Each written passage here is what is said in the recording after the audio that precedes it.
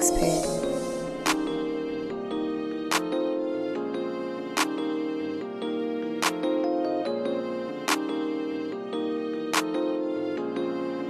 300, this is real, boy.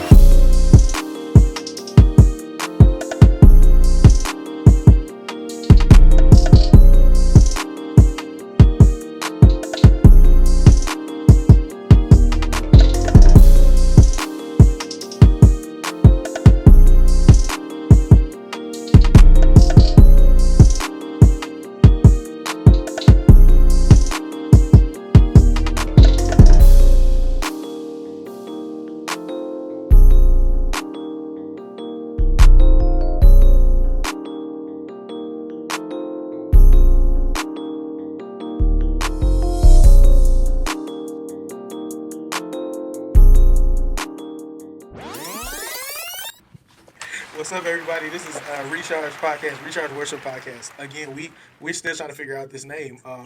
Do you guys like Recharge Worship Podcast or Recharge Podcast? It has to have Recharge in it. So just let us know in the comments what you prefer. So you guys are probably asking, what are you guys doing in Mississippi? Well, we're glad you asked. We covered in part one how I got to Mississippi. This is part two. How did we get here? And I just want to ask Kyle, bro, what brought you to the city? I'm from Riverside, California. I was born in Glendale, California, Glendale Adventist Hospital, and we lived in Victorville a little bit. I'm a California kid, man. And listen, I just want to fast forward through a lot of this stuff. So basically, I went to Oakwood when I graduated college. I graduated high school in 2005. I graduated high school in 2005. I went directly to Oakwood. This is after I had kind of told my mom I'm not going to college. I'm just going to get a job and work like some of my friends were doing right out of high school. And went to college days, and it was something about college days. I knew pretty much everybody from California that was there. I know or Southern California that was there. I knew people from Texas because we had lived out there for a little bit, and it just felt right. So I was like, "Yo, mom, coming here." Sent my application in, and so on last episode, man, Shaq said that he got his he got his letter, acceptance letter, in a week. I didn't receive my acceptance letter for like a month, so I sent that thing in like right after college days. Matter of fact, it was probably more than that. It was probably 2 months, 2 or 3 months, Mercy. and I got that thing in March. So college days was in September, October, and I got that thing in March, saying that I had gotten in. Wow. So man, I went to Oakwood, and and I think we'll probably get into this maybe in a different season. But I had a lot of issues with God, and still do, just because of how my relationship is with my father. He was never really around, and so I have trouble really getting cool with God and seeing him as a father, because to me, my view of a father is my father, right? And that's not something that I enjoy or really want to deal with. And so me and God had kind of gone through some stuff because of interactions with my father, and I wasn't really speaking to him at all, just, to be honest. And went to Oakwood, and listen, I had the best time in the world. I had an amazing time. It was Oakwood College at the time. I'm dating myself. It was Oakwood College at the time, 2005. And listen, I had an amazing time at Oakwood, man. The problem with that is I didn't really do any work. Uh, I immediately ended up on academic probation and social probation because I was sneaking out the dorm and hanging out, and I got caught sneaking in. I think I'm the only person that I know that got caught sneaking back in the dorm, because I was in the car with some folk, and we were all drunk, and they were driving on the wrong side of university, and I told them, "Nah, drop me back off at school," and they dropped me off at the BT building. And I ran all the way up into Peterson, knocked on the door. We had a system in the basement. There was a person who would always let you in. So knocked on the window. And in the morning, I got called into the office, man, and I got put on social. So listen, I got on social and academic probation, got off of it, and again, just had a great time at Oakwood, man. Just I was at every party, man. We were at every little kickback. We were all types of road trips, and again, just didn't do my work, man. and I was going to class and hanging out, and I had an amazing time, and I ended up flunking out of Oakwood. Long story short, I flunked out of Oakwood. I think my last semester there, I got a 0.78, which means I went to class enough to get an FA in like two classes, and then I didn't go to the rest. And I don't know why I just didn't just withdraw. But I, I was just an idiot, and so because I flunked out of Oakwood, man, and I remember going home for Christmas and buying my plane ticket to come back to Oakwood, and this is 2000 spring of 2008, and I'm flying back to Oakwood University, not knowing that I had flunked out because they sent the letter, and the letter didn't get there until like 2 days after I was in Huntsville, and I had already gone to Oakwood to try to clear. And I'll never forget Mr. Miles was working in CAS, Yes, and sir. I was just in there talking to somebody, and he said, "Crawford, what you doing in here?" I was like, "Oh, Mr. Miles, what's going on, man? I'm just trying to clear." He was like, "You didn't get the letter?" I was just like, "Mr. Miles, what you talking about?" And at this time, I know Mr. Miles because unfortunately I had been on academic probation a bunch of times, so I know Mr. Miles. We have a I, good, I know Mr. yeah, Miles yeah, too. yeah, yeah. So I know him and he knows me, man. To this day, if I see him and he sees me, he knows who I am because I stayed in his office. So he was like, "Man, come in my office, man." So I go in his office, and he's like, "Close the door." And this I know it was bad because before he would just talk to me about my bad grades and tell me that I was acting a fool and I'm wasting my mom's money and I need to get it together or I'm just gonna be the failure that I want to be and not the person that he believes I could be. But he never closed the door with all of this. He'd just be telling me this and everybody just be walking by, right? But this time he was like, "Yo, close the door." So I was like, "Oh snap, this must be bad." And he's like, "Sit down." He said, "Kyle, we kicked you out of here." And I'm like, Wow. what? Because in my life I've still never heard of anybody who flunked out of Oakwood. I've heard people who have failed at Oakwood consistently and they're still at Oakwood. But now he was like, no. He printed off the letter and handed it to me. And he was like, yeah, you gotta sit out for a year because your grades are terrible. Like Wow. you kept failing. Um, and immediately, man, like my world was rocked, bro. Like I went back to my boy's crib, one of my best friends, BJ, who's living in Australia now.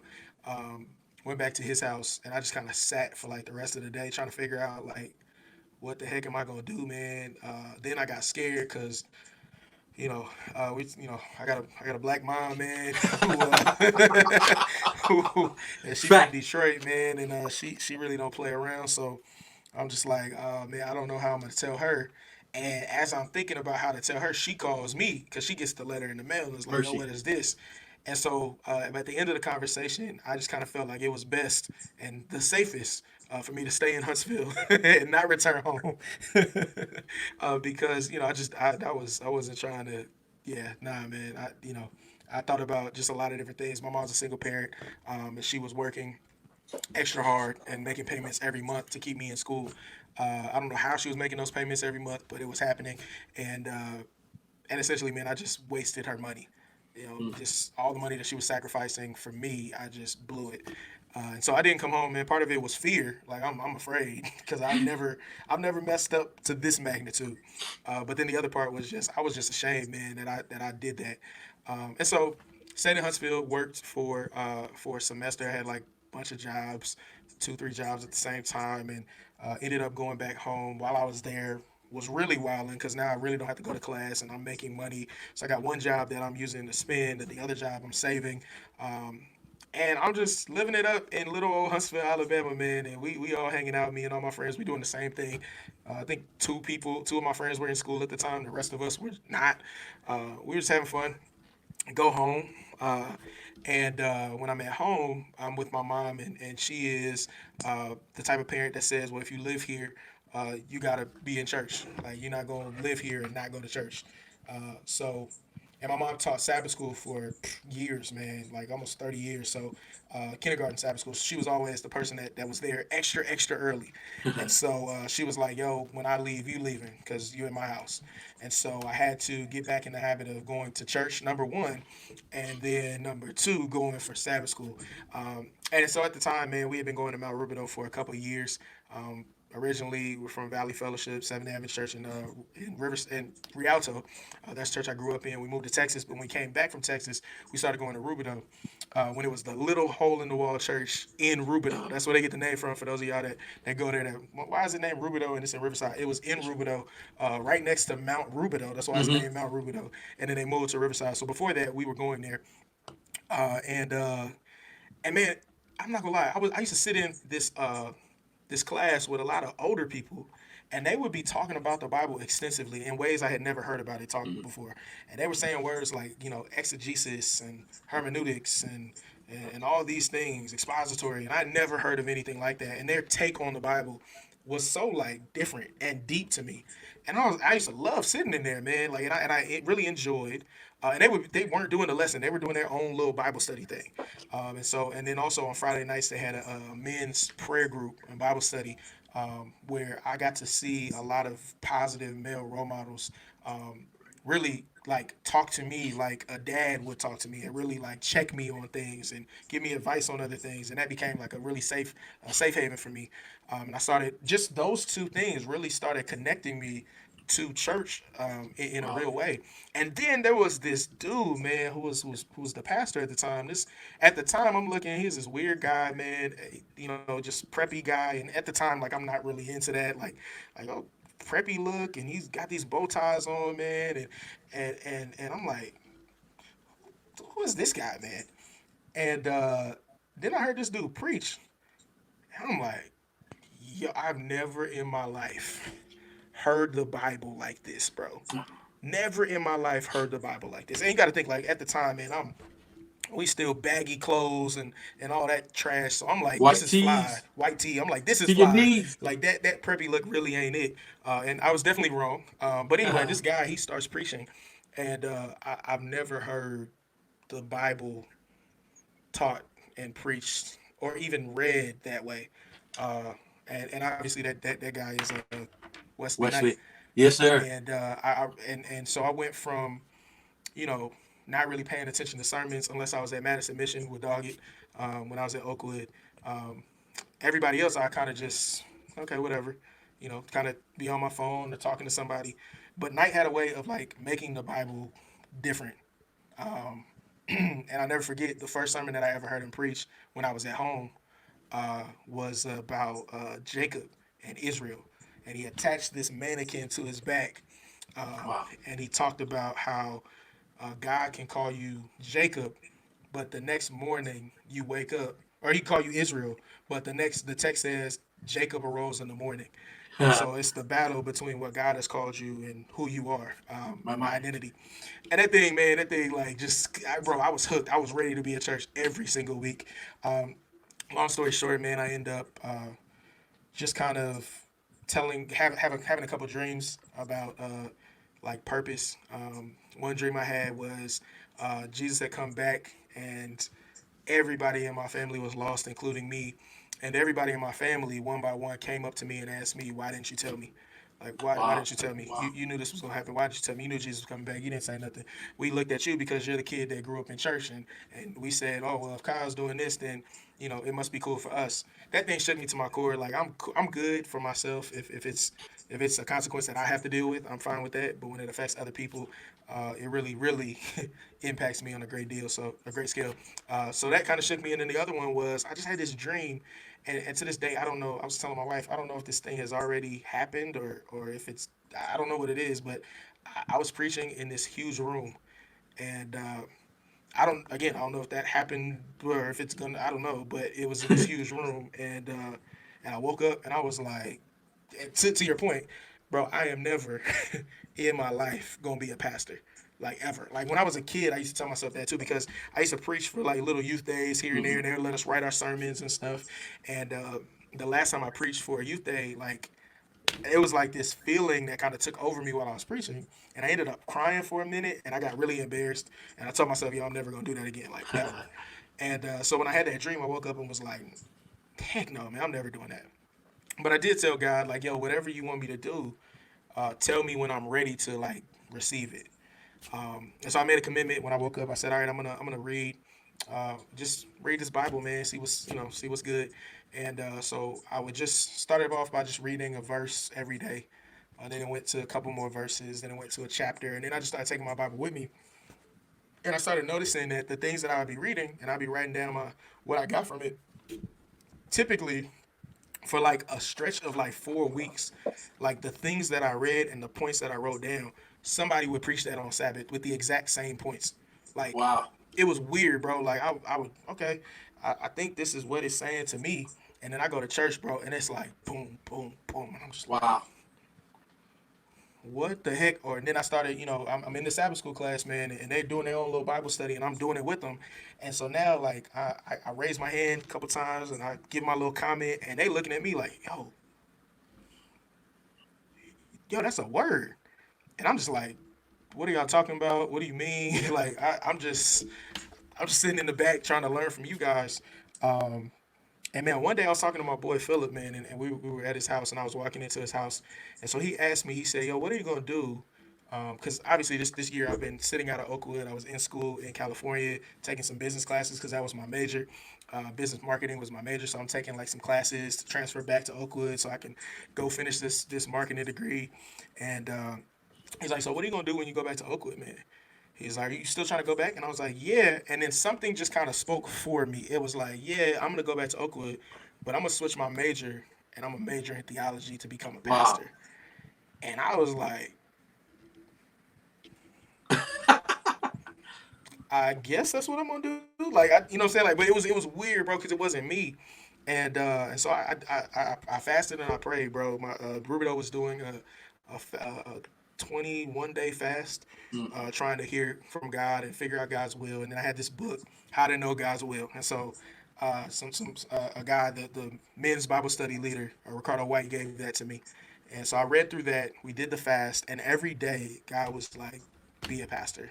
You're gonna be a pastor. You're gonna be a Mercy. pastor." So I came out of that thing, man, like, okay, I'm about to be a pastor. All right. So all right, so I got on the phone, man, and I called Oakwood, and they were like, we hear your testimony and stuff, but like you owe $12,000.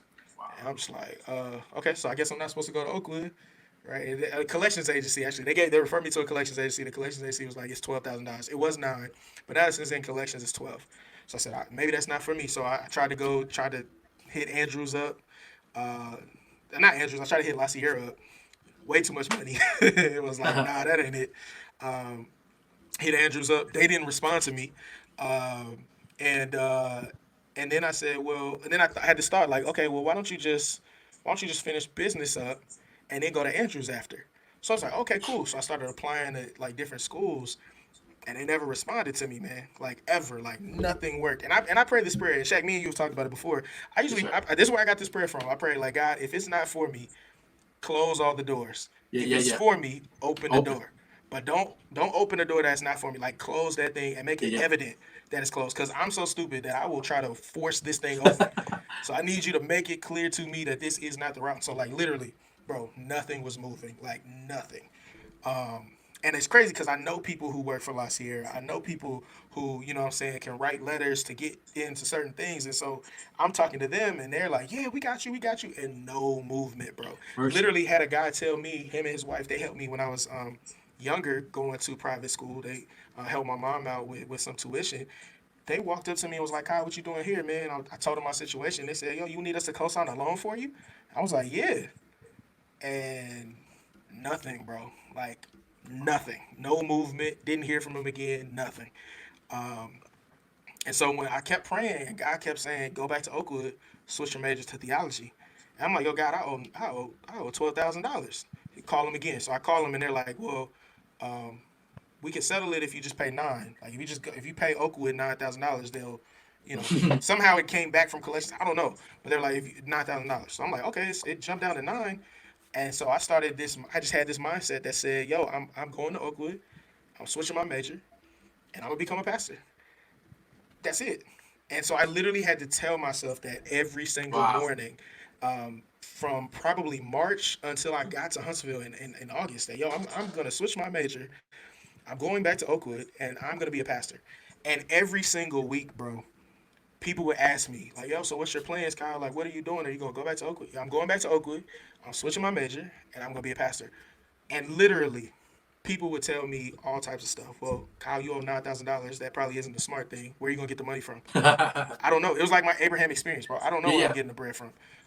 Pastors don't make a lot of money. Hey, man, this is what God told me to do. Yo, but you should do your business marketing and then hop into, your master's because you can get a master's. You can get an MDiv as long as you got your bachelor's. Well, hey, man, this is what God told me to do. I'm going to go to Oakwood. I'm going to switch my major and I'm going to become a pastor. Um, go through the summer, man, and as I'm telling you that I'm applying to these schools and nothing's shaking, I'm also applying to jobs and no one's calling me back, bro. Like nobody. I worked at McDonald's all through high school and part of college. McDonald's never multiple McDonald's around the IE, the Inland Empire, did not call me back, bro. Wow. So I have no job. I was working at Rubino on Sundays doing the sound for churches that used to rent the church, but that's only $100 a Sunday. Yeah. So I'm making like $400 a month. I think I was staying at my boy's house at the time, and bro, I didn't have enough money. Like I didn't have any money. Like I'm paying for school, paying for like a bus pass and food and whatever. I didn't really have any money to spare, bro, and helping out my mom. My mom was in like a financial situation, so like we just didn't have any bread, and I ended up getting my refund check that year for school.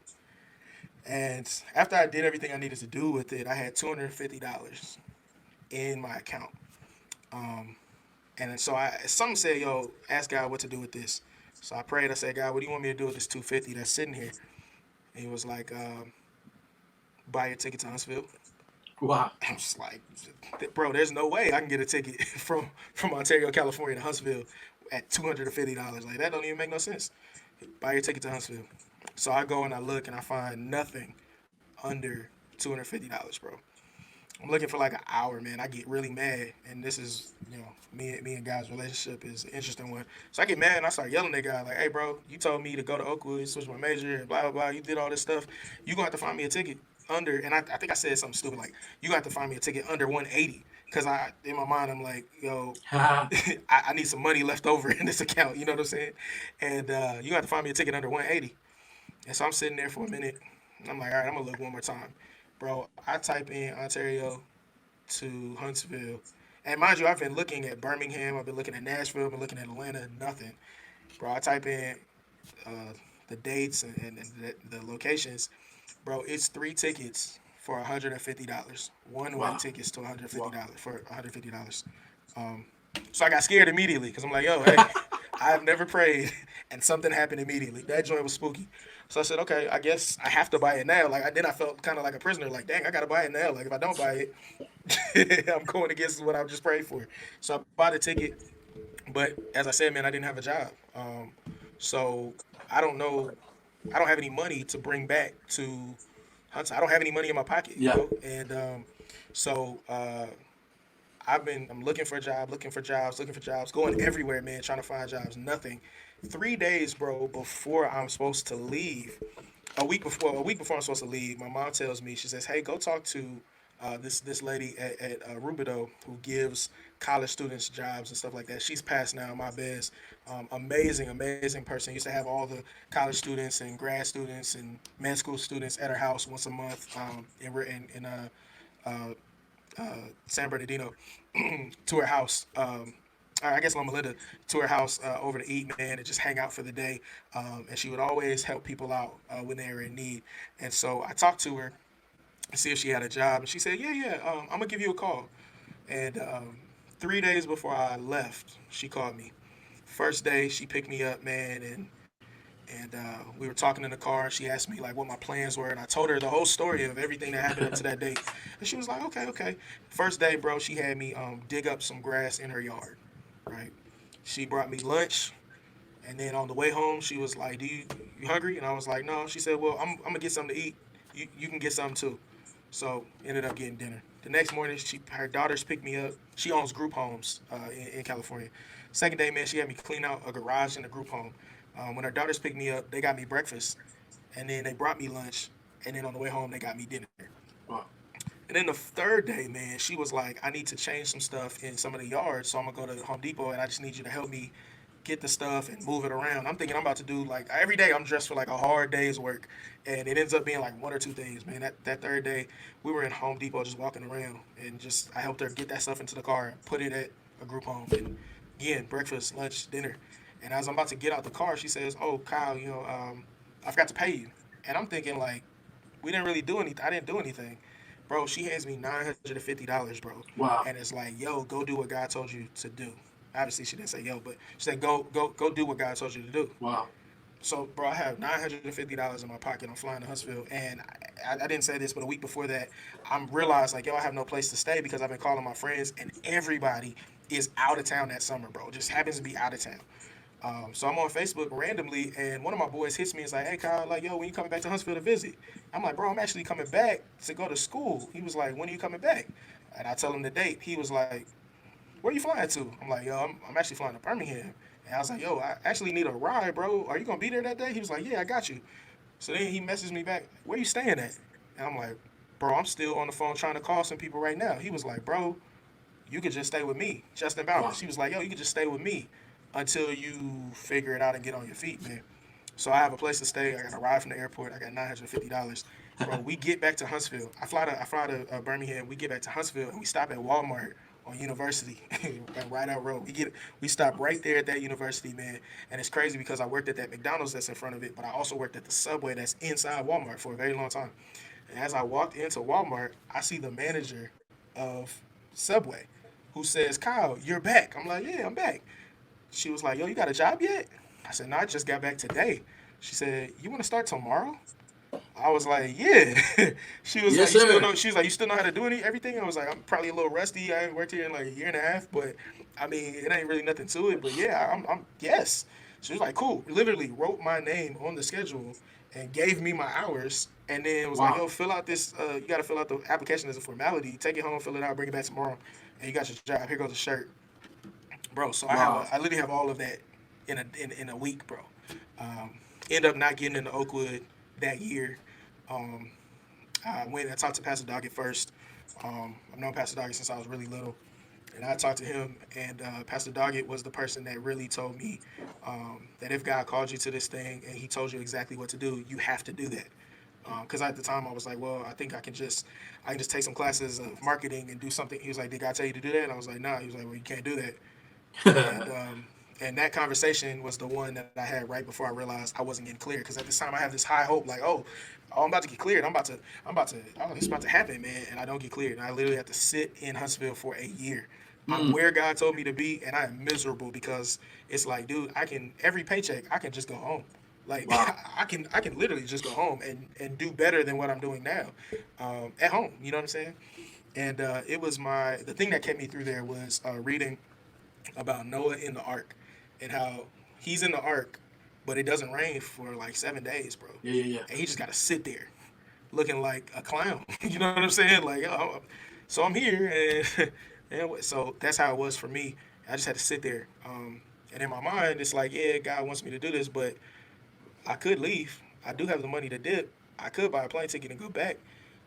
And for me, that was like the hardest time in the world, man, because nothing that I was trying was working. No scholarship, no nothing. Like I couldn't find nothing. And towards the end of that year, and I also had to see the people I'm in class with, the late ones graduate, or Yeah, yeah. yeah, because 2009 was when my class graduated, but then the bulk of my class graduated 2010, and I'm sitting in Huntsville on the sidelines. You know what I'm saying? I probably wouldn't have graduated anyway at that time because I was a horrible student. But it's still like I'm literally seeing people that I came in with advance, and I'm sleeping on the couch for this year. And so towards the end of that year, I was at Madison Mission, and Doggett did his spontaneous altar call. Uh, that I appreciate, man. They had just had praise and worship set. And he was like, "Nah, I feel like the Holy Spirit's here. Somebody needs God to move in a major way. Uh, Come down. We're gonna pray right now. Like we doing an altar Yeah. call right now." And I walked down there, man. And I'm just praying, like, God, I can't do it, man. I've tried this, I've tried that, I've tried student loans, I've tried everything, man. I tried to get a cosign, I've tried everything that I could think of, man. It's not working. And the Holy Spirit said to me as I was walking back to my seat, he said, I can remember it. He was like, "Stop looking for loans. Stop looking for people to co-sign a loan for you. Stop looking for scholarships. I've got you." Wow. And as I walked back to my seat, I started laughing and said, "So what? Somebody's just gonna walk up to me and give me $9,000? All right." And literally, bro, month and a half later, I'm working at Best Buy, and I see the pastor that did my baby blessing in California, Wow. who teaches in the theology department, still teaches to this day. And he saw me, and I had met him once before. I had gone to his house for dinner when I first got to Oakland. Um, my mom like connected us, but I didn't know. I literally hadn't. I didn't know him. Like he knew me when I was really little. I didn't know him or whatever. And I see him, and he's like, "Hey, I didn't know you were still here. I hadn't seen you in a long time." And something just told me, "Hey, man, tell him just everything. Tell him everything." And so I told him. We're standing in front of the computer section where I used to work at in Best Buy, talking for like an hour, man. I'm telling him everything. He says, "All right, man. Well, hey, man, go for it. If you heard God say it, do it. Don't be worried. Don't be afraid. God's got you, man." He prays for me. He leaves. Next day, bro, I'm trying to get out of Best Buy. I get off at 7. I don't get out of that store till like 8:15, 8:30, because people just keep asking me questions. Because I clocked out at 7. Like Wow.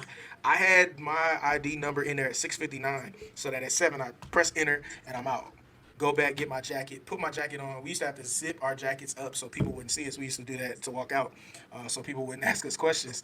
But dude, this day, everybody and their mom is asking me questions, and we had to help them. Like if somebody asks you a question, you got to help them because they could leave a negative review for you, and then you got to talk to management and all that stuff. So, bro, I'm in there, heated, because I got off at 7, and I'm helping folk, and I'm not getting paid for this, bro. Like I don't care that you want a computer. I don't care that you want a TV. I don't know anything about washers and dryers, sir. But I have to walk you over there now. And now that I'm coming back, like now that I'm leaving there, now I have to ask another question. I don't get out of there till 8:30. I'm heated, bro. And I'm walking out. Finally get out the building. I'm hot. And as I'm walking out the building, I run into the pastor and his wife. And they say to me, "Kyle, we've been looking for you, man. But we didn't have a way to contact you. We have something for you." And in my mind, bro, I roll my eyes because I'm like, okay, they probably gonna give me some spiritual book. I ain't trying to read right now. I'm not trying to hear it, bro. Like I'm dealing with this because God told me to be here. Whatever, man. But let me just look like I'm grateful. So I'm like, okay, okay, thank you so much. They hand me an envelope, and I'm like, he was like, open it, bro. I open this thing, and it's a receipt. I still got it on the wall. It's a receipt for $9,000 that they had put on my bill. And Yo. he said, yo, God woke me up last night and told me to put $9,000 on your bill. And when I went back to sleep, I woke up this morning, and my wife told me at breakfast, I feel like we should put $9,000 on Kyle's bill. Bro, I started crying like immediately. I was in tears for a couple hours Wow. after that. I called my mom. She was yelling and screaming on the phone. Bro, like, and my boy was there. My homeboy, BJ, he was there. And he is just like, I mean, speechless. Like, to this day, we talk about it. Um, and after that, I got scared because I was like, yo, this joint is real, man. This thing is really real. Fast forward from there, I get back into school kind of the same way as you, man. I used to be a horrible student. I'm, still kind of slacking, but I'm picking it up. And one of the semesters, I ended up on the honor roll, man. I didn't Yes, realize that sir. until I graduated, but I ended up on the honor roll one of the semesters. Dude, I was blessed, man, to be able to lead Power Hour. Never thought I would do that. Surrounded by guys who have known their whole life, men and women, that they're going to be pastors. And that was Yeah, yeah. very, very nerve wracking for me because I just got here. Like, you know what I'm saying? I'm not all the way in here like that. Um, like I'm still, not all the way saved like that for real, around guys that have just been in love with Jesus their whole life. And so that was an interesting dynamic, interesting change of scenery for me. But let out in Power Hour, man, I was able to do some Bible work twice, for 2 summers in a row. One in Thompson, Georgia, and then the other, where I go? The other one in New York, Mount Vernon, New York. And then, man, I had the opportunity to preach at AY, which was crazy. Because again, I've never really seen myself as that. Um, God used you. Bro, like that to me, that moment was like God was like, "Yeah, this is what you're supposed to do."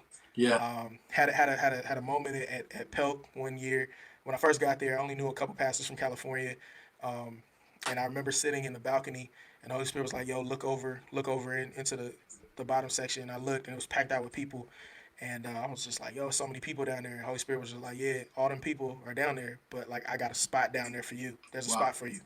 And so it kind of just helped with my confidence. You know what I'm saying? As you go through the theology department, there's so many people that say, well, I don't know if I'm supposed to be here. That's I right. don't know. But for me, I guess because I had that experience of flunking out and hearing God say, this is where you're supposed to be, that I was kind of confident. Even though I was nervous, I didn't really know my voice. I didn't really know if people wanted to hear what I had to say. I was doubtful about my proficiency and all those things. I knew that God wanted me here. Fast forward to the point where, man, now we're getting internships, and I've been trying to work out at Madison Mission, man, with Doggett and them. But my work schedule was just, it never really worked with their meetings and all the things that they were doing. And I lived at this place called Executive Lodge, uh, right across the street from where First Church is now. And when I moved there, they had a sign that said, "This is the future home of First Seventh-day Adventist Church." And I remember my mom came to visit me, and she looked at the sign and she said, "Yo, that'd be crazy if you worked there, because it's right across the street. It'd be crazy if you worked there." And I was like, "Oh, yeah, that would be crazy, man." I ended up moving from there, from that apartment, and I'm trying to find a place to intern. And I happened to be at a birthday party for my boy, our friend Austin Humphreys, one of my best friends in ministry, man, best friends in life, and Snell happened to be there. And Austin's just sitting there like talking me up, man, to Snell, and Snell's like, "Yo, man, you should come intern with us." And I'm just like, "Oh, okay, all right, yeah, that's cool." But in my back of my mind, I still want to intern at Madison because that's Doggett is there, man. And dude, just my schedule would not allow it, man. And so I end up praying, and God was like, "Nah, no, the door is open for where I want you to go over here." Yeah. And I already really was like, I love Snell's preaching, man, but I had been going to Madison since I first got to school in 2005. So that was where, that's for me at the time, like that was like home. The guy was like, "No, I got right there, bro. First Church. There's an opening." Um, so, bro, started interning at First Church. It was uh, the best opportunity I could ever think of, bro. Getting to know Snell, getting to know Green, getting to know Pastor Hill before he passed, getting to know Pastor Lampkin. Me and Pastor Lampkin actually got installed the same day, and getting to know that First Church community, bro, was like the best thing I could ever ask for.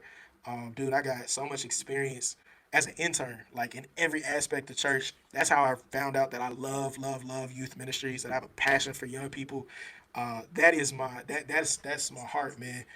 That I love youth ministries, man. I was able to sit in on board meetings, business meetings, pastoral meetings, visitations, everything. And then on top of it, bro, Ben Jones was a member of the church. You know what I'm saying? Yeah. At the time, he was a ministerial, and like he's talking to me about like things that I to look out for when I interview, and dude, it was just such an amazing time, bro.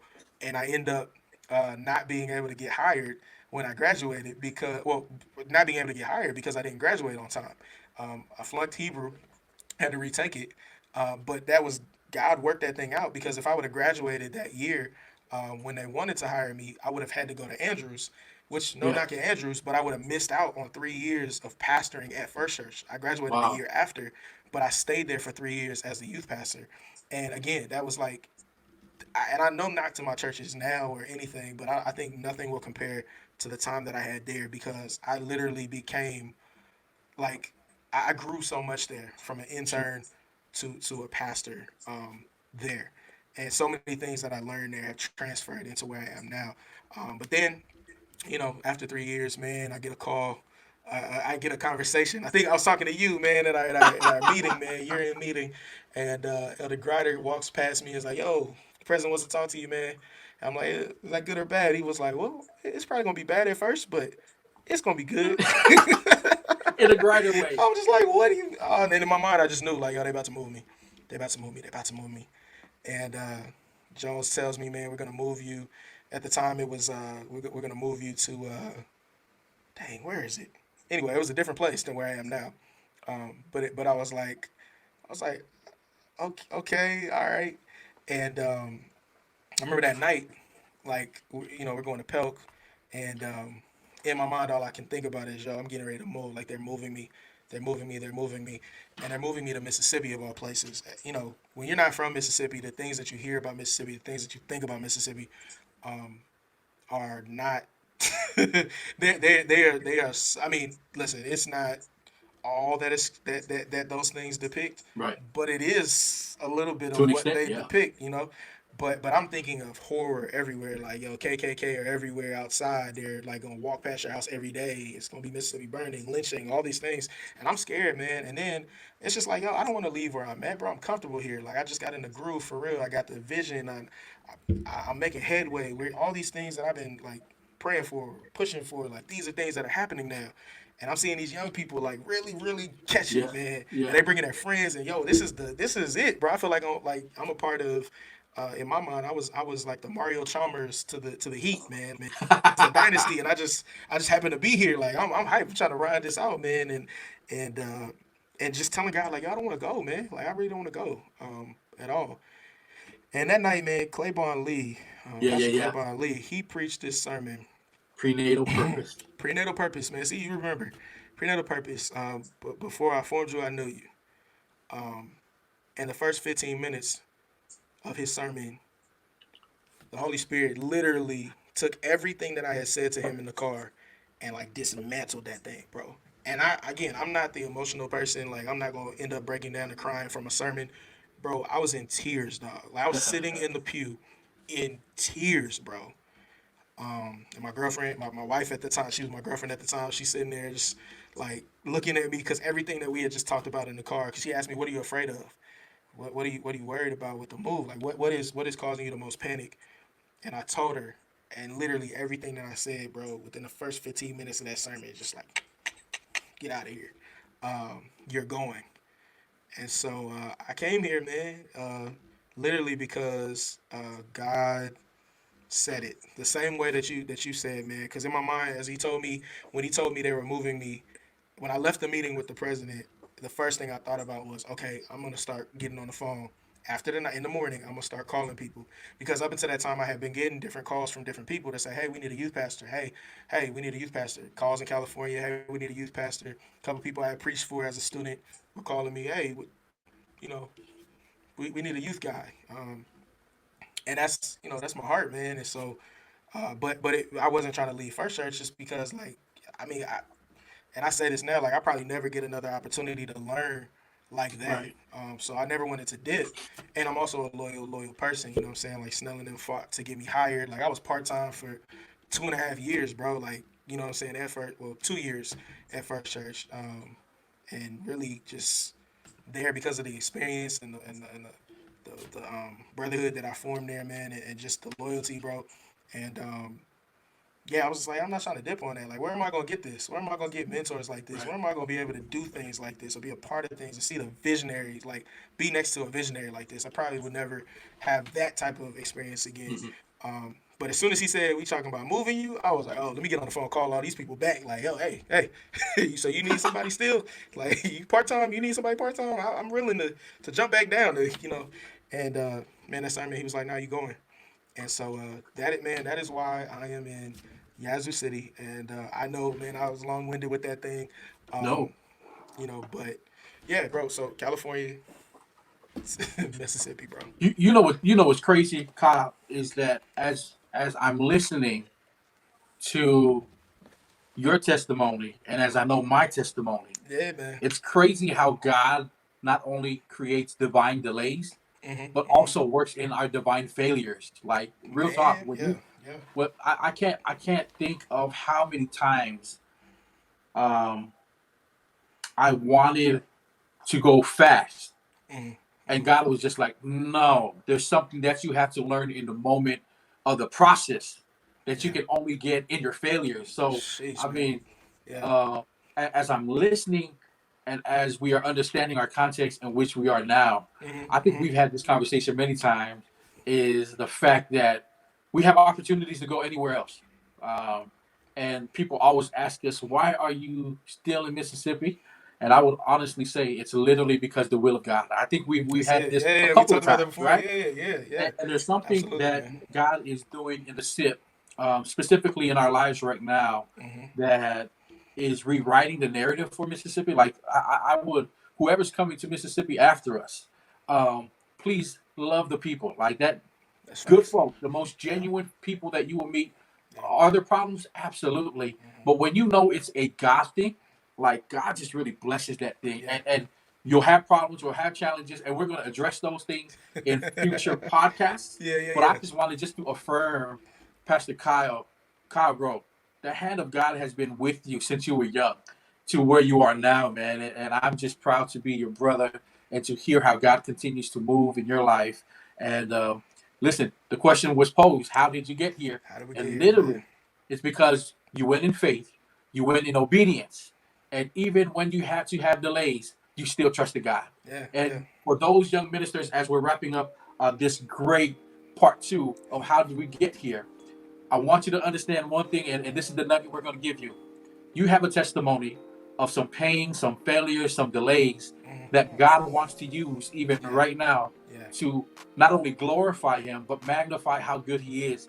And yeah. I think what I've seen throughout Kyle's testimony is literally how God called him and how he just went in confidence knowing that God was doing something great. And then I love how you just drew the line of tension that even in ministry, that when you get a call to another place after you've enjoyed an all-star experience, bro, that has to be a part of another part of a different podcast. But how to deal with transition, I think that's a good place to go. And young ministers and even those ministers who are coming out of your first districts, you really don't know how to transition. But I think Pastor Kyle has some nuggets for you. But again, we appreciate you, Kyle, just being able to share how you got here. We appreciate our listeners and our subscribers who are with us in our Recharge Worship podcast. I think that's the name, bro. I think that's the name. I don't know. but we really just appreciate you, and we want you to come back next week, because next week we're going to go higher. As Austin said, man, we're going higher today. We're going higher. And we're going to address some things in our next podcast that you don't want to miss out. So again, we thank you for listening. We thank you for giving your ears to us. But what we wanted to magnify within these first 2 episodes is literally how the hand of God moves. And when you're obedient and pray within the will of God, that's Kyle. You prayed for the will of God. You ended up in Yazoo. I prayed for the will of God.